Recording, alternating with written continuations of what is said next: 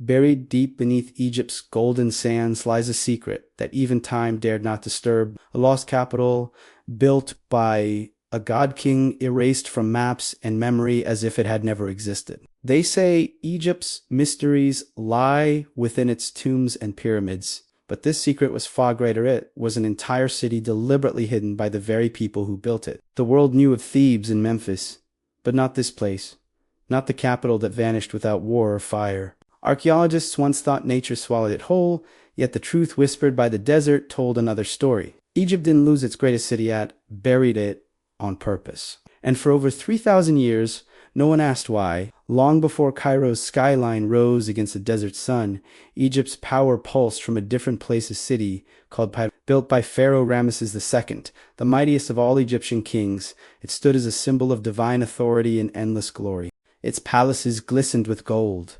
Its temples thundered with prayers to Amun, and its avenues stretched wider than any before them. This was not merely a capital, it was heaven sculpted into stone, a declaration that Ramesses ruled by the will of the gods themselves.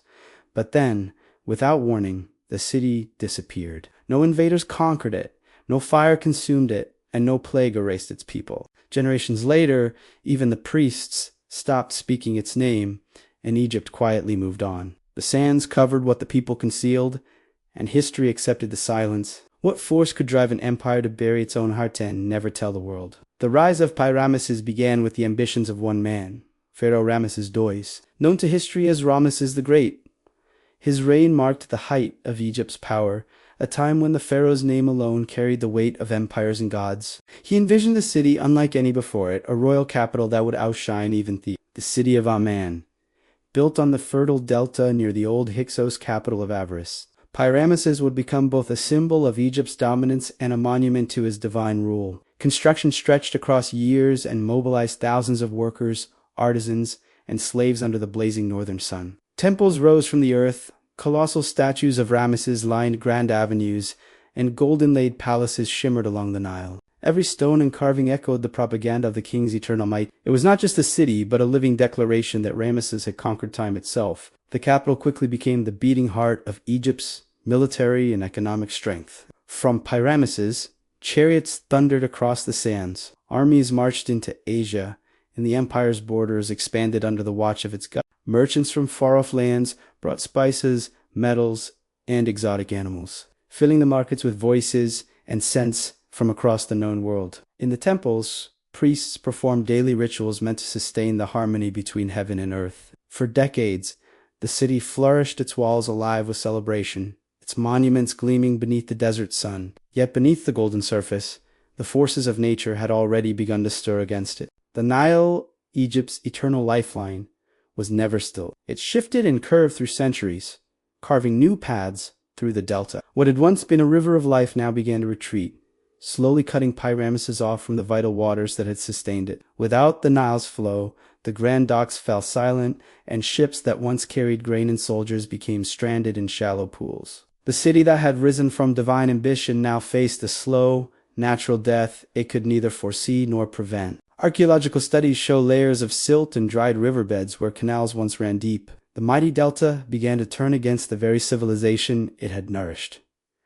leaving Pi-Ramesses choking in its own dust. The priests interpreted this disaster as a divine warning, a curse for hubris, perhaps a punishment for daring to rival the gods. To the ancient Egyptians, the rivers movement wasn't random. It was the will of heaven reshaping the earth. Pharaohs who followed Ramesses faced an impossible choice: abandon the capital or risk defying the divine signs. Gradually, the decision was made not merely to leave, but to erase, to ensure the city's spirit rested peacefully under layers of sand. The process was slow, deliberate, and sacred. Statues, columns, and obelisks were dismantled piece by piece, destined for reuse in another city that would bear the next dynasty's name. The relocation wasn't merely political, but profoundly spiritual. Egyptians believed that to move a structure was to move its soul, and so Pi-Ramesses would live again, hidden within another form. Tanis became the new Pi-Ramesses, built from the stones and memories of the old one. The transition was presented not as a destruction, but as renewal, a divine rebirth of place and power. To the outside world, The shift of capitals was just another stage in Egypt's long dynastic rhythm, but within the priesthood and royal court, it carried a deeper truth. Pyrameses was being buried, both literally and symbolically, as an offering to eternity. The Egyptians did not believe in final death. They believed in transformation through concealment. To bury something sacred was to protect it, to ensure its essence remained untouched by decay or desecration. In their theology, even a city could die and be resurrected, just as the sun god Ra sank into the underworld each night and rose again at dawn. The burial of Pyrameses was, therefore, an act of cosmic order, not an erasure, but a preservation of balance. Layers of sand and Nile sediment covered the city's remains over generations, sealing its streets, temples, and colossal statues beneath a golden tomb of dust. The desert became both its coffin and its guardian, shielding it from the eyes of invaders in time. Centuries passed, and even the memory of Pyrameses faded from Egypt's collective story. Later dynasties would remember Ramesses' glory, but not the exact place where a city had once stood. Greek historians wrote of ancient capitals they could no longer locate, while Egyptian scribes hinted at a city of the north swallowed by the flood. The map of Egypt's history began to fracture, leaving behind only myths and fragments. When archaeologists began to explore Egypt in the 19th and 20th centuries, they searched for Pyrameses where it was supposed to be near the modern site of Tanis, but what they found there didn't add up. Artifacts from Ramesses' reign appeared, yet the geographies didn't match the descriptions from ancient records. It was as if the great city had been transplanted, its bones rearranged in the sands. For decades, confusion reigned, and historians debated whether Pyrameses and Tanis were the same city or two different ghosts. In the mid-20th century, the mystery began to unravel through geology rather than archaeology. Scientists studying ancient river patterns discovered that the Nile had once flowed miles away from its present course, right through a site now known as Kontir. Excavations at Kontir revealed monumental remains buried under farmland, fragments of statues, palace foundations, and inscriptions naming Ramesses the Great. The truth emerged: this was the real Pyrameses, the city that had vanished from history by deliberate design. The discovery shocked scholars, not just because of what they found, but because of what it meant. Egypt hadn't lost its capital to time. It had relocated it stone by stone, disguising its location so completely that the world forgot it existed. Tanis, once believed to be the capital of Ramesses, was revealed to be a mere city, constructed from the dismantled remains of Pyrameses. Every temple block, every colossal statue in Tanis had once stood proudly in Ramesses' original city. This revelation explains centuries of confusion about Egypt's northern capitals. The Egyptians had created a perfect illusion, a historical mirage that fooled both ancient travelers and modern historians. But why go to such lengths to hide their own glory? Some scholars argue it was simple practicality, moving materials closer to the new river channel. Others believe it was an act of political cleansing, as later rulers sought to distance themselves from Ramesses' godlike image. The spiritual explanation,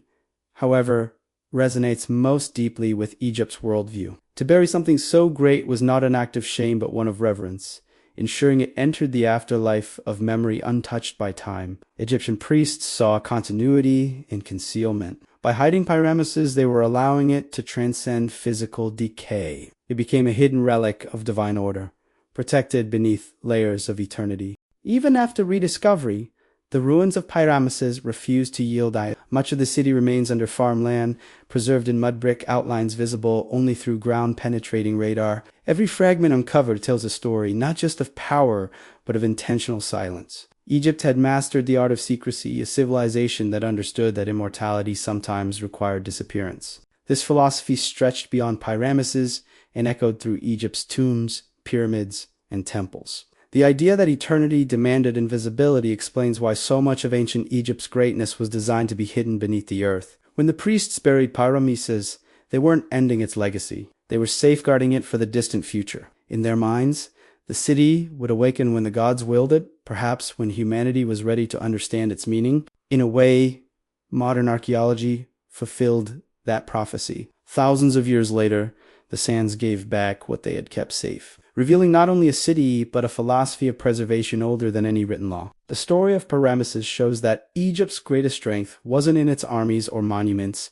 but in its understanding of time. The ancients knew that true power doesn't fade, it waits, buried beneath the silence of centuries. Even today, As new excavations uncover more of its foundations, the mystery of the buried capital remains. Each discovery brings answers, yet raises deeper questions about what else Egypt chose to hide beneath its eternal sands. Pyramidus stands as a symbol of both brilliance and humility, the rise of human ambition and the wisdom to bury it before it turned to dust. Egypt didn't lose its capital. It transformed it into a legend, one that would sleep until the modern world was ready to remember. So when we speak of Egypt's lost cities, we must remember that not all were destroyed by time or conquest. Some, like Pyramidus, were buried on purpose, entombed, not by tragedy, but by design, in a sacred act of remembrance disguised as disappearance. To the Egyptians, the desert was not emptiness, but eternity itself. Beneath its dunes lies the heartbeat of a civilization that never truly died, only chose to sleep,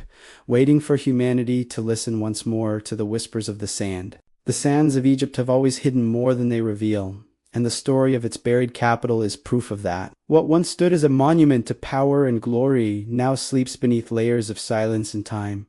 Pyramidus wasn't simply lost. It was deliberately entombed, protected from enemies both mortal and divine. Egyptians believed that by burying their greatest creation, they were preserving it for eternity, just as they did with their kings. To modern minds, this act seems strange. Why hide what you've built with such greatness? But to the ancient Egyptians, destruction was a form of renewal, and concealment was the truest form of protection. Even now, as archaeologists piece together its remains, the city continues to whisper through the sand, refusing to give up all its secrets. It's as if the desert itself guards the memory of Ramesses' empire, keeping the sacred pact of silence.